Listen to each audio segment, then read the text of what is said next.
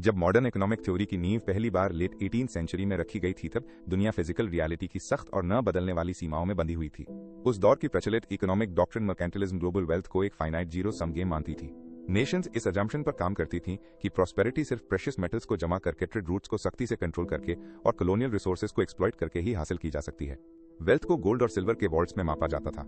ये स्टैटिक थी, भारी सुरक्षा में रहती थी और स्वाभाविक रूप से लिमिटेड थी। इंट्रेंच्ड इकोनॉमिक स्टैग्नेशन के इस बैकड्रॉप के खिलाफ 1776 का इंटेलेक्चुअल ब्रेक थ्रू एक रेडिकल डिपार्चर था।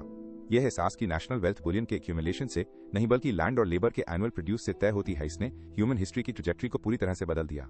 इसने फोकस को फिजिकल एसेट्स के सिर्फ पोजेशन से हटाकर प्रोडक्शन, स्पेशलाइजेशन और फ्री एक्सचेंज के डायनामिक प्रोसेसेस पर शिफ्ट कर दिया। फिर भीबले ही इस विजनरी फ्रेमवर्क ने मर्केंटिलिज्म के डॉगमास को खत्म कर दिया या अभी भी एक ऐसी दुनिया से जुड़ा हुआ था जहां ह्यूमन और एनिमल मसल इकोनॉमिक आउटपुट के प्राइमरी इंजन्स थे। फर्स्ट इंडस्ट्रियल रिवोल्यूशन बस शुरू ही हो रहा था और प्रोडक्टिविटी की अल्टीमेट फ्रंटियर अभी भी इसी से तय होती थी कि फिजिकल लेबर को कितनी एफिशिएंटली ऑर्गेनाइज और मैकेनाइज किया जा सकता है। आज हम खुद को एक ऐसे इकोनॉमिक मेटामॉर्फोसिस के दौर से गुजरते हुए पा रहे हैं जो पहले से कहीं ज्यादा बड़े स्केल का है।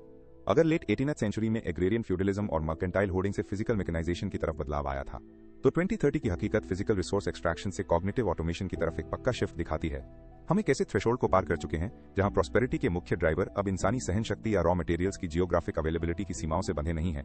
इसके बजाय ग्लोबल इकोनॉमी पर तेजी से डिसेंट्रलाइज्ड नॉन ह्यूमन एक्टर्स का दबदबा बढ़ रहा है, जो रीजनिंग, स्ट्रैटेजी बनाने और कॉम्प्लेक्स टास्क को ऐसी स्केल पर एग्जीक्यूट करने में सक्षम है जिसकी हिस्ट्री में कोई मिसाल नहीं है। इस बदलाव की गहराई को सही से समझने के लिए अर्ली इंडस्ट्रियल एरा को डिफाइन करने वाले टेक्नोलॉजिकल लीप्स को देखना काफी काम का होगा, खासतौर पर वाटर मिल्स से स्टीम पावर की तरफ हुए बदलाव को। सदियों तक वाटर मिल मैकेनिकल एडवांटेज का शिखर मानी जाती थी।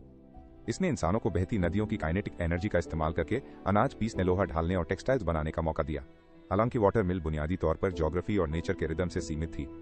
फैक्ट्री को तेज बहती नदी के किनारे ही बनाना पड़ता था और इसकी प्रोडक्टिविटी पूरी तरह से पानी के अनप्रेडिक्टेबल फ्लो पर डिपेंड करती थी।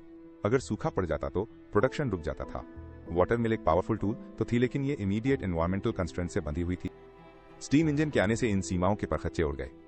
स्टीम पावर ने प्रोडक्शन को नदी के किनारों से आजाद कर दिया, जिससे फैक्ट्रीज को कहीं भी बनाना मुमकिन हो गया, जैसे कोल माइंस के पास, अर्बन लेबर पूल्स के पास या मेजर पोर्ट्स के पास।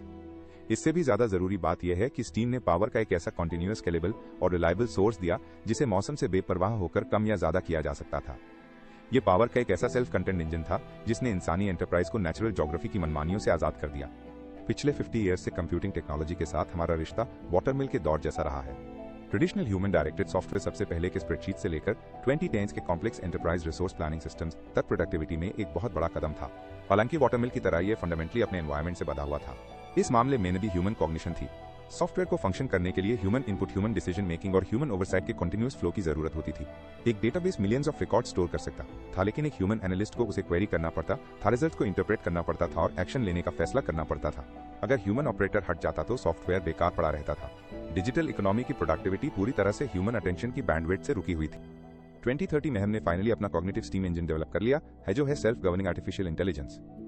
हम ऐसे सॉफ्टवेयर से आगे बढ़ गए हैं जिसे कांस्टेंट ह्यूमन डायरेक्शन की जरूरत होती है, ऐसे ऑटोनॉमस सिस्टम्स की तरफ जो अपना खुद का कॉग्निटिव मोमेंटम जनरेट करते हैं। ये सिर्फ प्रोसेसिंग स्पीड में अपग्रेड नहीं है, ये काम करने के तरीके का एक आर्किटेक्चरल ट्रांसफॉर्मेशन है। आज के एआई सिस्टम्स किसी इंसान के लीवर खींचने या क्वेरी लिखने का इंतजार नहीं करते। वे ऑटोनॉमसली मार्केट कंडीशंस को एनालाइज करते हैं, हाइपोथेसिस बनाते हैं, सिमुलेशंस रन करते हैं और रियल टाइम में फैसले लेते हैं। हमने डिजिटल प्रोडक्टिविटी को ह्यूमन ब्रेन की बायोलॉजिकल लिमिट से आजाद कर दिया है। इस कॉग्निटिव लिबरेशन ने हमारे समय के इकोनॉमिक स्ट्रक्चर्स को जन्म दिया है, जो हैं ऑटोनॉमस एजेंट फॉर्म्स और डिसेंट्रलाइज्ड ऑटोनॉमस ऑर्गेनाइजेशंस या डीएओज।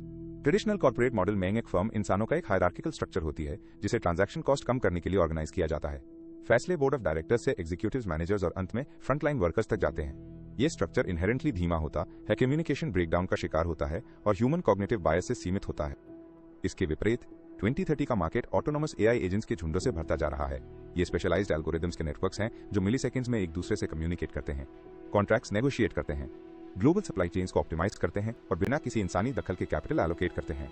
एक ऐसे ग्लोबल लॉजिस्टिक्स नेटवर्क की कल्पना करिए जहां एक एआई एजेंट पैसिफिक में वेदर पैटर्न्स को मॉनिटर करता है, दूसरा पोर्ट ऑफ लॉस एंजल्स में डॉकिंग फीस नेगोशिएट करता है, तीसरा ऑटोनॉमस कार्गो शिप्स की स्पीड को एडजस्ट करता है ताकि रियल टाइम ऑयल प्राइसेस के आधार पर फ्यूल कंजम्पशन को ऑप्टिमाइज किया जा सके, और चौथा अर्बन ट्रैफिक फ्लो के आधार पर फाइनल माइल डिलीवरी ट्रक्स को डायनामिकली रीरूट करता है। ये पूरा झुंड लगातार ऑपरेट करता है। डिस्ट्रप्शंस के हिसाब से तुरंत खुद को ढाल लेता है और ऐसी कोऑर्डिनेशन के साथ काम करता है जिसे अचीव करने की उम्मीद कोई भी इंसानी मैनेजमेंट टीम कभी नहीं कर सकती। इन एजेंट स्वाम्स के ऊपर काम करते हैं डीएओस, जो बॉर्डरलेस और लीडरलेस कॉर्पोरेट एंटिटीज हैं और जो पूरी तरह से स्मार्ट कॉन्ट्रैक्ट्स और एल्गोरिदम कंसेंसस से गवर्न होते हैं। डीएओस ने डिजिटल इकोनॉमी के कई सेक्टर्स में ट्रेडिशनल जॉइंट स्टॉक कंपनी की जगह ले ली है। ये दुनिया भर के इन्वेस्टर्स से कैपिटल पूल करते हैं, लेकिन इंसानी बोर्ड ऑफ डायरेक्टर्स चुनने के बजाय stake holders algorithm governance models पर वोट करते हैं। उसके बाद डीएओ की स्ट्रेटेजी का day to day execution self governing AI द्वारा किया जाता है। ये ऑर्गेनाइजेशंस अपने बिजनेस मॉडल्स को पिवट कर सकती हैं, रिसर्च फंडिंग में मिलियंस ऑफ डॉलर्स एलोकेट कर सकती हैं या इतनी स्पीड से कॉम्पिटिटर्स को एक्वायर कर सकती हैं कि ट्रेडिशनल कॉर्पोरेशंस पुराने पड़ जाते हैं। ये एब्सोल्यूट ट्रांसपेरेंसी, मिनिमल ओवरहेड और एक ऐसी रूथलेस एफिशिएंसी के साथ काम करते हैं जो कॉम्पिटिटिव लैंडस्केप को फिर से आकार दे रही है। एजेंट स्वार्म्स और डीएओस का बढ़ना हमारी मॉडर्न रियलिटी के कोर प्रमिस को हाईलाइट करता है कि वेल्थ के फंडामेंटल ड्राइवर्स बदल गए हैं। प्रॉस्पेरिटी अब मुख्य रूप से ऑयल के एक्सट्रैक्शन, मेटल्स की माइनिंग या चीप फिजिकल लेबर के एक्सप्लॉयटेशन से नहीं आती है। इसके बजाय 2030 में नेशनल और कॉर्पोरेट वेल्थ का अल्टीमेट आर्बिटर कॉग्निटिव ऑटोमेशन है। जो नेशंस और ऑर्गेनाइजेशंस कामयाब होते हैं वे वही हैं जो सबसे सोफिस्टिकेटेड एआई आर्किटेक्चर्स को डिप्लॉय कर सकते हैं, सबसे अडेप्टेबल मॉडल्स को ट्रेन कर सकते हैं और ऑटोनॉमस सिस्टम्स को अपने फिजिकल और डिजिटल इंफ्रास्ट्रक्चर में सीमलेसली इंटीग्रेट कर सकते हैं। इस बदलाव ने डिजिटल अबंडेंस के एक युग की शुरुआत की है। फिजिकल वर्ल्ड में रिसोर्सेज स्कार्स हैं। एक्सट्रैक्ट किया गया हर बैरल ऑफ ऑयल एक ऐसा बैरल है जिसे दोबारा इस्तेमाल नहीं किया जा सकता। खर्च किया गया ह्यूमन लेबर का हर घंटा एक खोया हुआ घंटा है। इस फिजिकल स्कार्सिटी ने क्लासिकल इकोनॉमिक्स को डिफाइन किया, जो फंडामेंटली इस बात की स्टडी है कि लिमिटेड रिसोर्सेज को कैसे एलोकेट किया जाए। लेकिन कॉग्निटिव ऑटोमेशन फिजिकल लॉस के एक अलग सेट पर काम करता है। एक बार जब एक एआई मॉडल किसी कॉम्प्लेक्स प्रॉब्लम को सॉल्व करने के लिए ट्रेन हो जाता है, चाहे वो कोई नया फार्मास्यूटिकल कंपाउंड डिस्कवर करना हो, एक ज्यादा एफिशिएंट सोलर पैनल डिजाइन करना हो या किसी सिटी के पावर ग्रिड को ऑप्टिमाइज करना हो, तो उस इंटेलिजेंस को 10 लाख बार और अप्लाई करने की मार्जिनल कॉस्ट जीरो के करीब पहुंच जाती है। इंटेलिजेंस, जो ह्यूमन हिस्ट्री की सबसे वैल्यूएबल कमोडिटी है, एक स्कार्स रिसोर्स नहीं है। ये अबंडेंट और एप्लीकेबल और इन्फिनिटली स्केलेबल है। इस डिजिटल अबंडेंस का मतलब ये नहीं है कि फिजिकल रियलिटी ने मैटर करना बंद कर दिया है। हमें अभी भी फूड, शेल्टर, एनर्जी और रॉ मटेरियल्स की जरूरत है। हालांकि इन फिजिकल गुड्स में एम्बेडेड वैल्यू तेजी से उन कॉग्निटिव प्रोसेसेस से आ रही है जो उन्हें डिजाइन, प्रोड्यूस और डिस्ट्रीब्यूट करते हैं। उदाहरण के लिए, एक modern automated vertical farm physical tomatoes produce कर सकता है, लेकिन ऑपरेशन की असली वैल्यू उस एआई स्वार्म में निहित है जो वाटर यूसेज को मिनिमाइज करते हुए यील्ड को मैक्सिमाइज करने के लिए न्यूट्रिएंट मिक्स, लाइट स्पेक्ट्रम और हार्वेस्टिंग शेड्यूल को परफेक्टली कैलिब्रेट करता है। फिजिकल इनपुट्स कमोडिटीज हैं, कॉग्निटिव ऑटोमेशन ही डिफरेंशिएटर है। एक प्रोफेशनल के तौर पर जो इस लैंडस्केप को नेविगेट कर रहा है, इस ट्रांजिशन को समझने के दांव बहुत ऊंचे हैं।